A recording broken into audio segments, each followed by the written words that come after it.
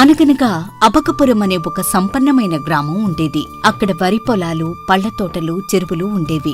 గ్రామస్తులు కష్టపడి పనిచేసి కడుపు నిండా తింటూ సుఖంగా జీవించేవారు. శ్రీపతి అనే పెద్ద భూస్వామి గ్రామాధికారిగా ఉండేవాడు ఆ గ్రామానికి. ఆయన కొడుకు ఆదికేశవ చలాకీ అయినవాడు, తెలివైనవాడు కూడా. దీపావళి రోజుల్లో ఏటా ఆ గ్రామంలో 1 నెల రోజుల పాటు సంత జరిగేది. ఎరా ఆది, ఈ సంవత్సరం మన ఊరి సంత బాధ్యత నువ్వే తీసుకోవాలి. ఈ చుట్టుపక్కల గ్రామాల నుండి వర్తకులు, వినోదకులు, ప్రేక్షకులు చాలా మంది వస్తారు. మనూళ్ళో కూడా ఈ 7 పంటలు బాగా పండాయి కదా. సంత మరింత ఉత్సాహంగా జరిగేటట్టు చూడు. మనకెక్కడా మాట రాకూడదు రోయ్. అలాగే నాన్న, నేనంతా దగ్గరుండి చూసుకుంటాను. మీరు నిశ్చింతగా ఉండండి అని నాన్నకు మాట ఇచ్చి ఆ ఏడు ఆ సంత నిర్వహించే భారం ఆదికేశవ తన మీద వేసుకుంటాడు. అతను కూడా చాలా సమర్థతతో దాన్ని నిర్వహిస్తాడు. ఇక ఆ రోజు రానే వచ్చింది. ఒకరోజు సంత నడుస్తూ ఉండగా కొందరు ఆటవికులు అక్కడికి వచ్చి, అయ్యా, మేము ఈ పక్కనే ఉండే అడవిలో ఉంటామయ్యా. ప్రతి ఏడాది మీ ఊళ్ళో సంత జరుగుతుందని ఈయన వచ్చామయ్యా. మాకిక్కడ దుకాణం పెట్టుకునే అనుమతి కావాలయ్యా. అసలెవరు మీరు? ఇది మా ఊరి సంత.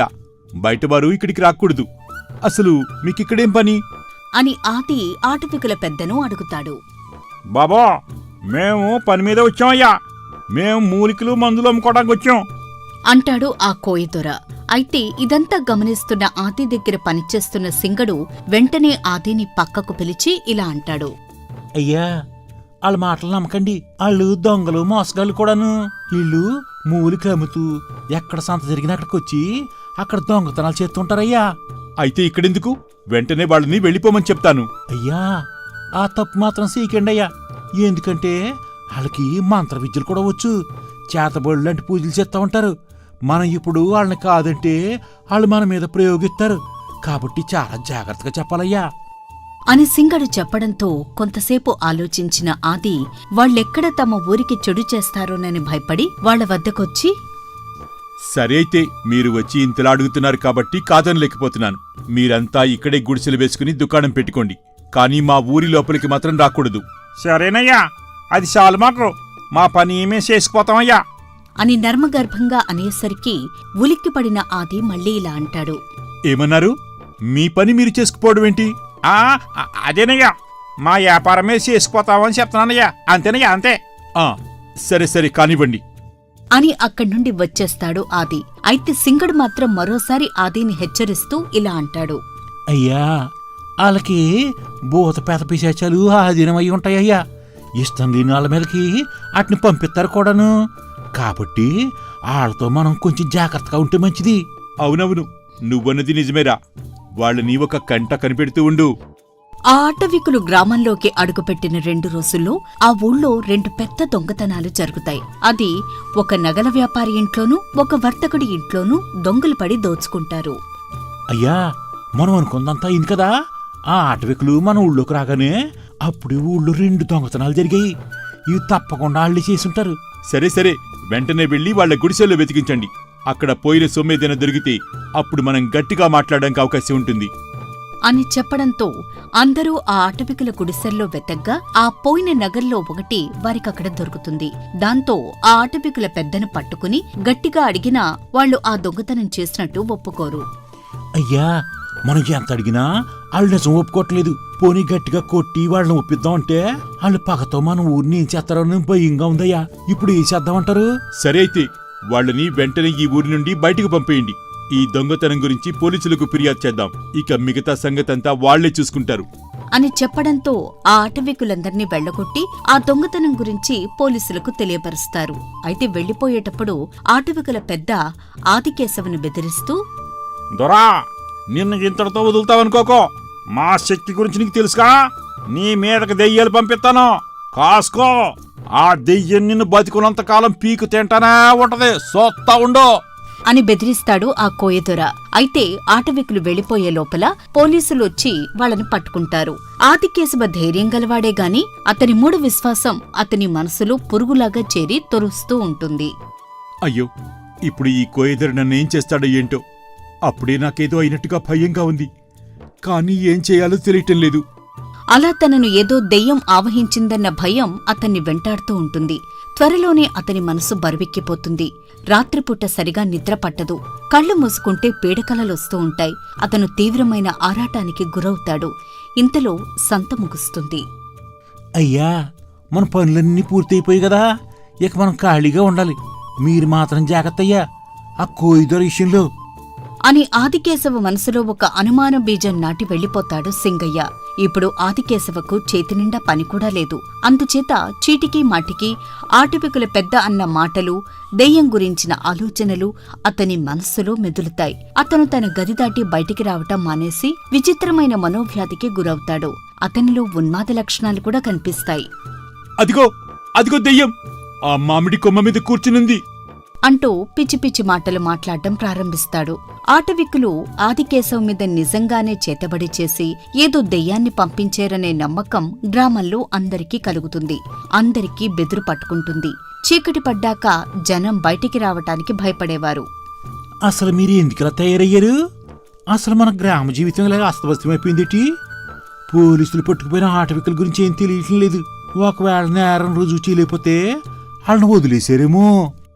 ఇలా ఒకదాని వెనుక ఒక అనుమానం కలిగి ఆదికేశవ మనసులో కలవరం మొదలవుతుంది. ఇక పట్నంలో ఆదికేశవ చదువుకున్న రోజుల్లో అతనికక్కడ సోమనాథుడు అనే మంచి స్నేహితుడుండేవాడు. అతనికి ఇంద్రజాలం లాంటి విద్యలలో మంచి ప్రవేశం ఉంది.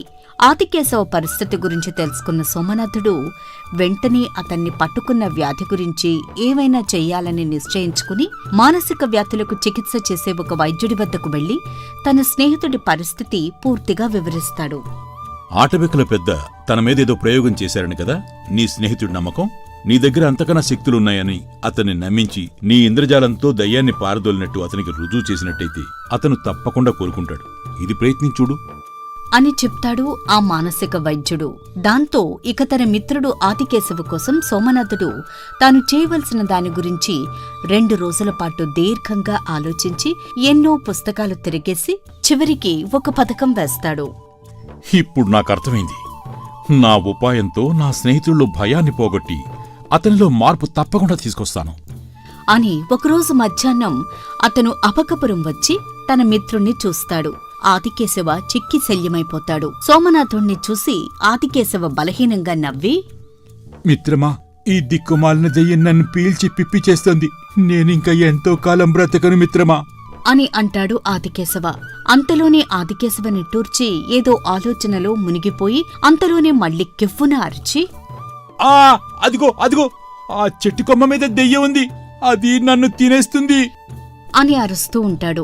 సోమనాథుడు చెట్టు కొమ్మకేసి చూసి కళ్ళు పెద్దవి చేసి నిర్గంధపోయిన వాడిలా మొహం పెట్టి, అవునవును, ఆ వెధవదెయ్యం కనిపిస్తూనే ఉంది అని అంటాడు. అక్కడ ఉన్న వాళ్లకు ఆశ్చర్యం వేస్తుంది. ఎందుకంటే వాళ్లకు కొమ్మ మీద ఆకులు తప్ప ఇంకేమీ కనిపించటం లేదు. కదా, నీకు కనిపిస్తుందా? అది ఎంత భయంకరంగా ఉందో చూసావా సోమనాథ్? ఇంతకాలం వీళ్ళెవరూ నా మాట నమ్మటం లేదు. చూడా దెయ్యాన్ని ఇలా చూస్తోందో. అవునవును, నాకు కనిపిస్తోంది మిత్రమా. అంతకన్నా భయంకరమైన దెయ్యం ఉండదనుకుంటాను. నేను భూతవైద్యం చేసేటప్పుడు చాలా రకాల భూతాలను దెయ్యాలను చూస్తాను కదా, కానీ ఇంత భయంకరమైన దెయ్యాన్ని ఇంతకు ముందు నేనెప్పుడూ చూసి ఉండలేదు. అవునవును, ఆ ఆటవికుల పెద్ద దెయ్యాన్ని నా మీదకు వదిలేశాడు. ఇక నన్ను ఎవ్వరూ కాపాడలేరు. అవును, అలాగే విన్నాను. కాని కేశవా, నేను ఆ ఆటవికుడి కన్నా తక్కువ వాణ్ణి కాదు. వాడికి వాక్శుద్ధి లేదు. వాడికి నాలాగా అధర్వణ వేదం, తంత్రశాస్త్రం, ఉపనిషత్తులు తెలిసినా లేదు కదా. కాని నా దగ్గర అధర్వణ వేదంలో దెయ్యాలను వశీకరణ చేసుకునే అద్భుతమైన మంత్రం ఉంది. నేను దాన్ని అధర్వణ వేదం నుంచి, బృహదారణ్య ఉపనిషత్తు నుంచి తెలుసుకున్నాను. చూడు, వెంటనే నీ సమస్యను ఎలా పరిష్కరిస్తానో అంటూ సోమనాథుడు తన సంచి నుంచి ఒక కాగితం మడత పైకి తీసి చూపిస్తాడు. అందులో దేవనాగర లిపిలో ఏదో రాసి ఉంటుంది. అది చూసి ఆదికేశవ మొహం క్షణంపాటు వికసించినట్టు కనబడి మళ్లీ విచారం పులుముకుంటుంది. సోమనాథుడు అతనితో, ఇవాళ శనివారం, దెయ్యాలను ఉచ్చాటన చేయడానికి దివ్యమైన రోజు. ఈ సాయంకాలం ఆ దెయ్యం అంతూ నేను చూడబోతున్నాను. ఇక దాని ఆట కట్టిస్తాను చూడు. నువ్వు నిశ్చింతగా ఉండు మిత్రమా అని చెప్పి సాయంకాలానికి సోమనాథుడు ఆదికేశవ ఇంటి ముందు చేయవలసిన ఏర్పాట్లన్నీ చేయిస్తాడు. అక్కడ నీళ్లు జల్లి శుద్ధి చేసి ముగ్గుతో ఒక వలయం గీసి ఆ మధ్యలో ఒక ఇత్తడి బిందెలో నీళ్లు నింపి అందులో మామిడాకులు పెట్టి ఉంచుతారు. దాని ముందు ఆదికేశవ కొత్త పంచె కట్టి ఒక తివాసి మీద బిందెకు సమీపంగా కూర్చోబెడతారు. ఇక సోమనాథుడు ఆదికేశవ సమీపంలో కూర్చుని సంస్కృతంలో మంత్రాలు చదవడం ప్రారంభిస్తాడు. ఉన్నట్టుండి అతను మామిడి చెట్టు కొమ్మకేసి చూపుతూ అదిగో అదిగో అటు చూడు అని అంటాడు. ఆదికేశవ కళ్ళు పెద్దవిగా చేసి భయంగా మామిడి కొమ్మకేసి చూస్తాడు. అతను మరో 5 నిమిషాల పాటు మంత్రాలు చదివిన మీదట మామిడి కొమ్మలు గలగలలాడుతూ ఉంటాయి. ఉన్నట్టుండి ఒక కొమ్మ పెళపెళా విరిగి కింద వస్తుంది. అదిగో అదిగో ఆ కొమ్మ విరిగి పడిపోయింది. దెయ్యం దిగి వచ్చింది అని సోమనాథుడు పట్నం నుంచి తనకు సహాయంగా తెచ్చుకున్న ఒక మనిషిని పిలిచి ఆ దెయ్యాన్ని బంధించే సీసా తీసుకురా అని అంటాడు. ఆ మనిషి ముందు ఒక సాసర్ తెస్తాడు. అది టీ కప్పు కింద ఉంచే మామూలు సాసరే. సోమనాథుడు దాన్ని గుడ్డతో శుభ్రం చేసి ఇప్పుడు సీసా పట్టుకురా, గుడ్డతో పట్టుకో, సీసాను వేళ్లతో తాక్కు అని కేకపడతాడు. అతను సీసాను గుడ్డతో పట్టుకుని వస్తాడు. సోమనాథుడు దాన్ని గుడ్డతో అందుకుని దాని మూతిని గుడ్డతో శుభ్రంగా తుడిచి బల్లమీద పెట్టి ఆ పాపిష్టి దెయ్యాన్ని ఎలా పట్టుకుంటానో చూడు అని చెప్పి పడిన కొమ్మకేసి చూస్తూ అయ్యా దెయ్యంగారు, దయచేసి రండి, వచ్చి ఈ సీసా లోపల ప్రవేశించండి. వెంటనే రాకపోతే మంత్రాలతో మారణహోమం చేస్తాను, జాగ్రత్త. అందుచేత మంచిగా వచ్చి ఈ సీసాలో కూర్చో అని కుడి చేత్తో పిలుస్తూ చప్పున సీసా మూతిమీద సాసరు పెట్టి మిత్రమా అది ఇంక నీ కళ్ళతోనే చూసావుగా, దెయ్యాన్ని ఇందులో పెట్టేశాను అని అంటాడు. అతను మరికొంతసేపు మంత్రాలు చదివి అన్నట్టు దెయ్యం సీసాలోకి ఎక్కినట్టు నీకింకా రుజువు చేయలేదు కదా, ఇదిగో చూడు, దెయ్యం సీసాలోకి పోయింది. అందుచేత సాసర్ సీసాకు ఖర్చుకుపోయింది. సాసర్ పట్టుకునెత్తితే సీసా కూడా పైకి లేస్తుంది, చూడు అది అని అతను సాసర్ పట్టుకుని పైకెత్తేసరికి సీసా కూడా దానితో పాటు పైకి లేస్తుంది. ఆ అవునవును, ఆ దెయ్యం పట్టుబడింది. నాకోసం నా స్నేహితుడు దాన్ని పట్టుకున్నాడు అని అరుస్తూ కేశవ మూర్ఛపోతాడు. సోమనాథుడు వెంటనే కేశవ ముఖం మీద నీళ్లు చల్లుతాడు. కొద్దిసేపట్లో కేశవకి స్పృహ వచ్చి మామూలు మనిషిగా మారిపోతాడు. సోమనాథుడు సీసాను తన గదికి తీసుకుపోయి దానికి బిరడా పెట్టి మర్నాడు దాన్ని తీసుకుపోయి అందరూ చూస్తుండగా నదిలో పారేస్తాడు. జరిగిందంతా సింగయ్య చూస్తూ ఉంటాడు.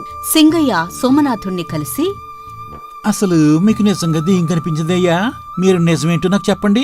అవును సింగయ్య, అసలు దీనికి సగం కారణం నువ్వే. నువ్వు తెలియక మాట్లాడిన మాటలు ఆది మనసులో బలంగా నాటుకున్నాయి. చివరికి ఈ పరిస్థితికి వచ్చాడు. వాస్తవంగా నేను చేసిందేంటంటే, నా మనిషి సీసాను కుంపటి మీద బాగా వేడెక్కించి తెచ్చాడు. అందుకే అతను దాన్ని గుడ్డతో పట్టి తెచ్చాడు. వేడి సీసాలో గాలి వేడెక్కి విస్తరిస్తుంది. బయటకు తెచ్చి దానిమీద సాసర మూత పెట్టినప్పుడు సీసాలోని గాలి మళ్లీ సంకోచం పొంది సీసాలోని గాలి ఒత్తిడి కన్నా బయట గాలి ఒత్తిడి ఎక్కువవుతుంది. ఆ కారణంగా సాసర్ సీసా మూతిని బలంగా ఖర్చుకుపోయింది. అవునా అయ్యా? మరి ఆ కొమ్మ ఎలా ఇరిగిందయ్యా? మామిడి కొమ్మ విరచడానికి ఇనపతీగ ఉపయోగపడింది. అలా నా స్నేహితుడి మనసులో భయాన్ని దూరం చేయగలిగాను. కాని అసలు దెయ్యాలు భూతాలు అనేవే లేవు. అవన్నీ మూఢనమ్మకాలని నువ్వు తెలుసుకుని నువ్వు మారతావనే నీకు అసలు నిజాన్ని చెప్పాను. ఇకనైనా నువ్వు నా స్నేహితుడి వద్ద ఇలాంటి మాటలు మాట్లాడకుండా ఉంటే మంచిది అని సింగయ్యకు హితబోధ చేస్తాడు సోమనాథుడు. దాంతో జరిగిన దానిలో తన తప్పేమిటో తెలుసుకున్న సింగయ్య పశ్చాత్తాపంతో ఇలా అంటాడు. అవునవునయ్యా, నేను చేసిన తప్పే. ఇప్పుడే నా తప్పు నాకు అర్థమైందయ్యా. ఒక అనుమానం జీవితాన్ని ఏ విధంగా మారుస్తుందని నాకు తెలియదయ్యా. ఇంకెప్పుడు నేను అలా మాట్లాడను. నన్ను క్షమించండి అయ్యా. అలా సోమనాథుడు తన ఉపాయంతో స్నేహితుడి ఆదికేశవ ఇంకా సింగయ్యలో ఉన్న మూఢనమ్మకాలను వదిలిస్తాడు. అనుమానమనేది ఎంతటి పెనుబోతమో వారికి తెలియజేస్తాడు.